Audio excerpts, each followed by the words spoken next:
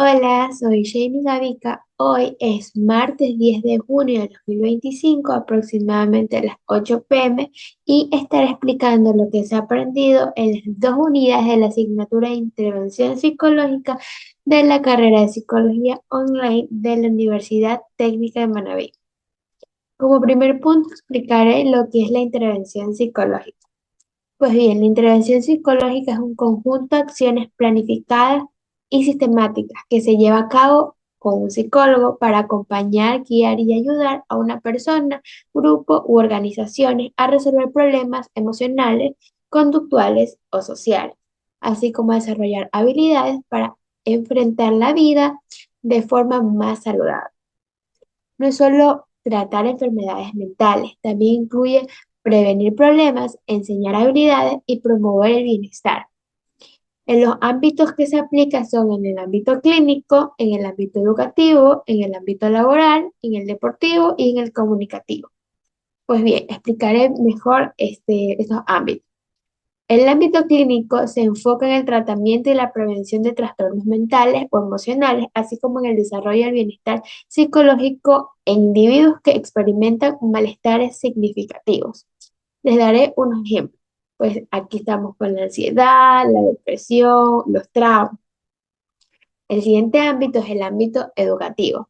El ámbito educativo se centra en mejorar el proceso de enseñanza, aprendizaje y abordar las dificultades emocionales, sociales o conductuales que afectan el rendimiento escolar de los estudiantes. Ejemplo de ello es la dificultad de aprendizaje, problemas de conducta u orientaciones vocacionales. Otro ámbito en el que encontramos la intervención psicológica es en el ámbito laboral u organizacional. Este campo se dedica a promover el bienestar psicológico dentro de las empresas, mejorando el ambiente de trabajo y aumentando la productividad. Ejemplos es como el estrés laboral, el liderazgo y el trabajo en equipo, así como el clima laboral. También encontramos en el ámbito deportivo, como ya lo mencionamos, aquí el psicólogo trabaja con atletas y entrenadores para optimizar el rendimiento mental y emocional, tanto en el entrenamiento como en la competencia. Ejemplos son el manejo de la presión, la motivación y el trabajo en equipo. Y por último, tenemos en el ámbito comunitario. Este ámbito tiene como propósito mejorar la calidad de vida de las comunidades, especialmente en situaciones vulnerables o que tienen violencia o que tienen situaciones catastróficas. Ejemplo, violencia intrafamiliar. Las actividades que realiza el psicólogo en la intervención. Pues bien, el psicólogo lo primero que realiza es una evaluación. El psicólogo recoge la información sobre la situación de la persona para entender lo que ocurre y cómo ayudarlo. Las técnicas que utiliza es la entrevista, la observación, cuestionario o prueba psicológica. Ejemplo es cuando en una escuela, si un alumno tiene problemas de atención, el psicólogo evalúa si tiene trastorno de déficit de atención, estrés familiar o simplemente es aburrimiento. Como segundo, tenemos tratamiento, intervención y prevención. El tratamiento se actúa cuando el problema ya está presente, es decir, digamos que hay una depresión, una fobia. La prevención, por el otro lado, se trabaja antes de que se aparezca el problema. Por ejemplo, una campaña para prevenir el suicidio en adolescentes.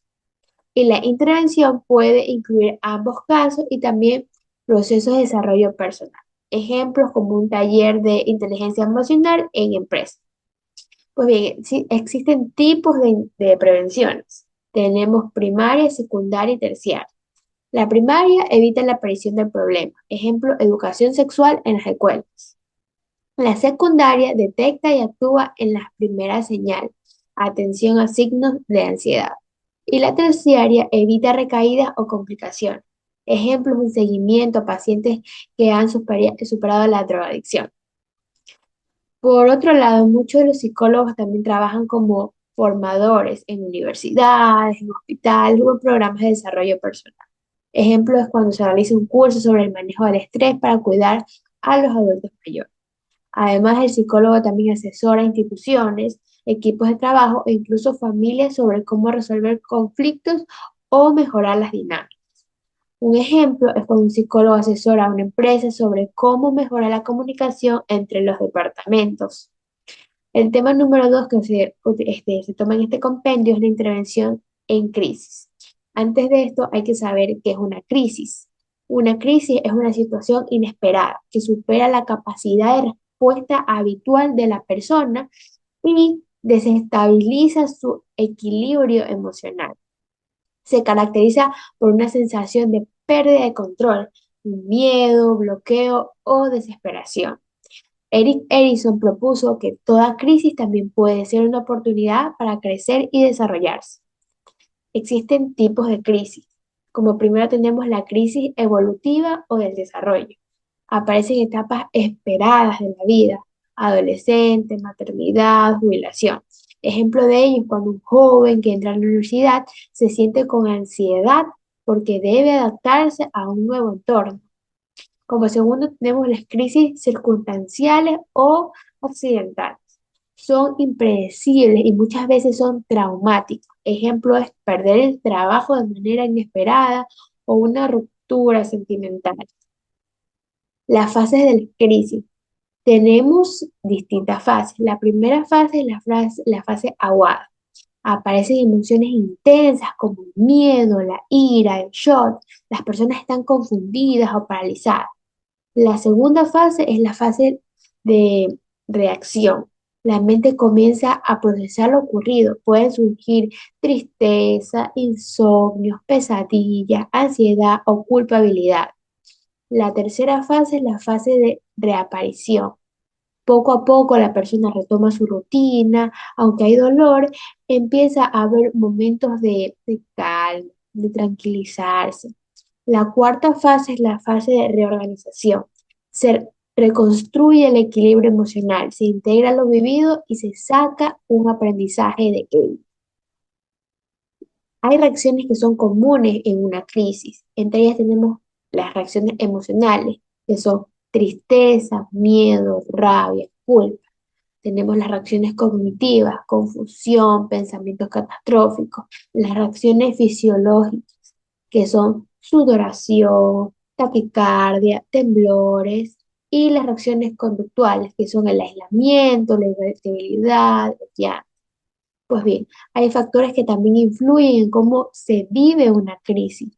Los factores pueden ser la personalidad, el apoyo social, la edad, las experiencias previas que se tengan y también la intensidad del evento. El tema 3 a tratar en el compendio fueron los primeros auxilios psicológicos, también denominados como PAP. ¿Qué son? Son intervenciones breves e inmediatas, aplicadas en el momento de una crisis para auxiliar a una persona a recuperar la estabilidad emocional básica. Pero esto no es una terapia, es una herramienta de contención y orientación inicial. El objetivo de esto es escuchar activamente, brindar calma, ayudar a ordenar los pensamientos, reducir la angustia, facilitar que la persona tome decisiones adaptativas. Etapas de los primeros auxilios psicológicos. Pues bien, tenemos 5 etapas. La primera es establecer contacto humano y empático. Lo que se hace es escuchar sin juzgar, validar las emociones, mostrar respeto y disponibilidad. Segundo, tenemos explorar el problema. Lo que se hacen es preguntas abiertas. ¿Qué pasó? ¿Cómo te sientes? E identificar lo que más le preocupa a la persona. Como tercero, tenemos buscar soluciones inmediatas. Explorar lo que ya se ha intentado y proponer alternativas posibles y realistas. Incluir recursos disponibles. Recursos disponibles son los familiares, redes sociales o servicios. Lo cuarto es acompañar a una acción, animar a dar un paso, hablar con alguien, buscar ayuda, hacer una pausa y establecer pequeños objetivos. Y lo quinto es dar seguimiento, valorar si necesita una terapia formal, canalizar las instituciones de salud mental si es necesario. Como cuarto tema tenemos el abordaje en los casos de ataques de ansiedad, ataques de pánico y estados de shock. El primero es el trastorno de ansiedad. Se manifiesta como una preocupación o miedo excesivo ante situaciones que no representan un peligro real. Suele persistir y afectar la vida cotidiana de las personas. Un ejemplo es cuando una persona que evita hablar en público por miedo a hacer el ridículo. Por otro lado, tenemos el trastorno de pánico. Involucra ataques de miedo intensos, repentinos o inesperados. Se acompaña de síntomas físicos como palpitaciones, sudoración, mareo, sensación de muerte inminente. Ejemplo de ello es cuando alguien que siente que va a morir mientras está en una fila de un banco, aunque no hay ningún peligro real. Por otro lado, tenemos el ataque de pánico. Es una crisis breve pero intensa de ansiedad. A menudo se confunde con problemas médicos como infarto. Puede sentirse como una parte de un trastorno de pánico. ¿Cómo intervenir? Mediante los pasos de primeros auxilios psicológicos. Pues bien, la unidad número 2 habla de la terapia cognitivo-conductual. La terapia cognitivo-conductual es una forma de intervención psicológica basada en dos pilares, el aprendizaje, que es la conducta, y el pensamiento, que es lo cognitivo. Nació de la unión entre dos enfoques, la terapia conductual, centrada en modificar el comportamiento, y la terapia cognitiva, que está centrada en cambiar el pensamiento disfuncional. El objetivo principal es modificar la conducta y pensamientos que afectan negativamente el bienestar de la persona. Características principales de la terapia cognitivo-conductual tenemos que se hacen evaluaciones constantes. Se evalúa al paciente antes, durante y después del tratamiento para medir sus avances. También la conducta es observable y de los pensamientos ocultos. Se aborda tanto lo que se ve como lo que se siente.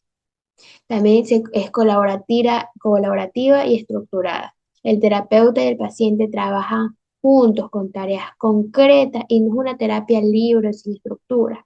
Y tiene un foco en el presente. Más que explorar el pasado, se concentra en el aquí y en el ahora.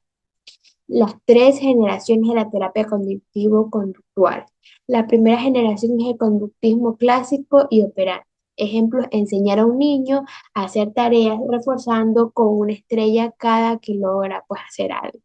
La segunda generación es la incorporación de lo cognitivo. El ejemplo de esto es ayudar a una persona a identificar pensamientos negativos, como el de decir que no vale nada, y reemplazarlos por otros más realistas.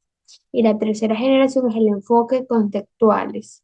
Ejemplos, terapias como la aceptación y compromiso, que enseñan a aceptar emociones en lugar de evitarlas. El tema número 2 que existe en esta unidad es las técnicas de cognitivos conductuales. Pues bien, estas técnicas se dividen principalmente en técnicas operantes, técnicas de exposición, relajación y respiración. Las técnicas operantes.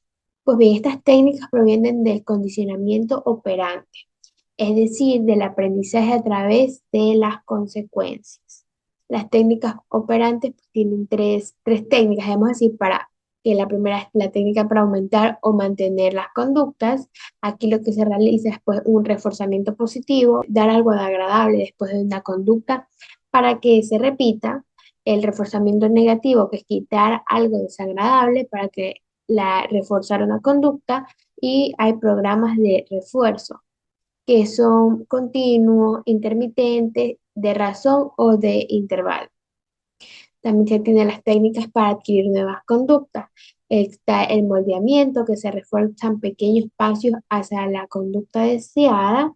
También tenemos el encadenamiento, que se enseñan pasos de una secuencia compleja. Y la instigación y desabastecimiento, que es el uso de ayuda o señales que se retiran poco a poco.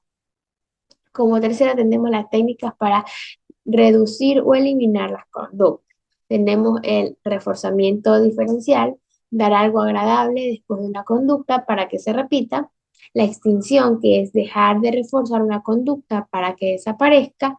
Y también tenemos el castigo positivo, aplicar un estimulante asertivo tras la conducta. Y el castigo negativo, que es retirar un reforzamiento positivo.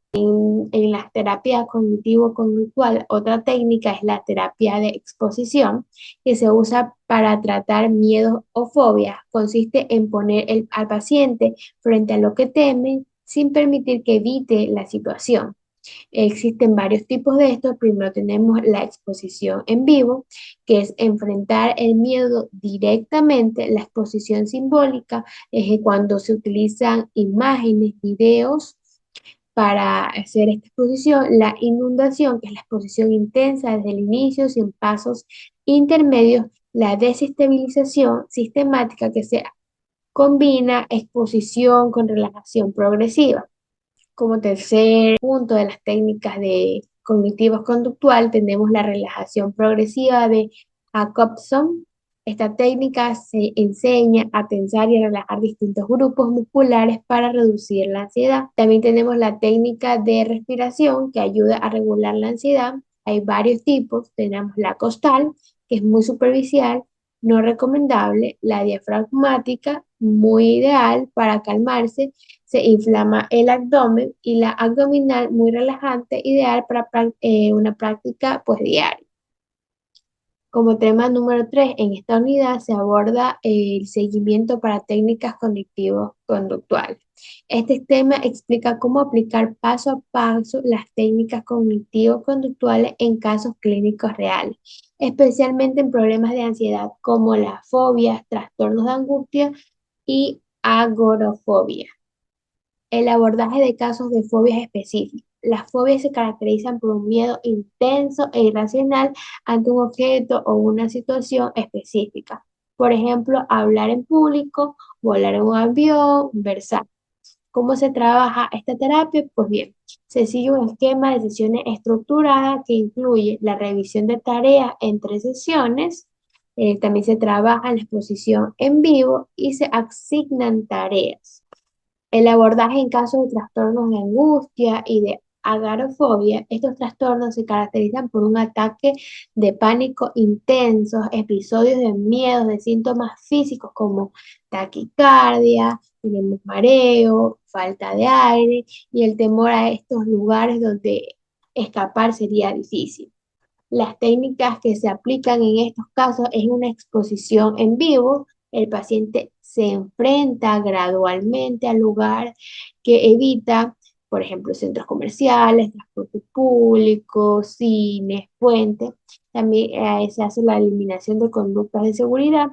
Estas son acciones que el paciente realiza para sentirse seguro, pero que en realidad mantienen el problema. Este objetivo para esto aquí es ir eliminando esas muletas para que las personas recuperen su autonomía. También tenemos la exposición introspectiva, es específica para los ataques de pánico. Consiste en provocar deliberadamente los síntomas. El paciente aprende a imaginar los estímulos de forma clara y viva antes de enfrentarlos en la realidad. Como cuarto tema tenemos las técnicas de relajación y respiración. Pues bien, relajación progresiva y de Hapson. Pues bien, primero hay que saber qué es. Y esta es una técnica creada por Edward Hapson que enseña a las personas a identificar la tensión muscular y a liberar conscientemente. Se basa en tensar y relajar grupos musculares para lograr la relajación profunda. ¿Cómo se aplica? Pues bien, se tensa un grupo muscular por unos 5 o 7 segundos, por ejemplo, los puños. Los dos es relajar completamente este mismo grupo por unos 15 a 20 segundos, observando la diferencia. Y esto se repite con otros grupos como brazos, piernas, hombros, rostro, etc. Tenemos también las técnicas de respiración. La respiración es una herramienta poderosa que muchas veces usamos mal. La respiración superficial y rápida, lo que aumenta la ansiedad. Estas técnicas enseñan a respirar de forma consciente y profunda. Tenemos tipos de respiración. La respiración costal, que es clavicular, es la más superficial y menos efectiva. El aire se queda en la parte alta del pecho, aumenta el ritmo cardíaco y la tensión. Ejemplo, es respirar solo con el pecho cuando se está nerviosa, que no. Como otra tenemos la abdominal, el tórax casi no se mueve, solo el abdomen es útil pero menos completa que la diafragmática. Y tenemos la ideal, que es la diafragmática, el área lleva la parte de los pulmones expandiendo el abdomen, el diafragma se activa y produce una sensación de calma y control.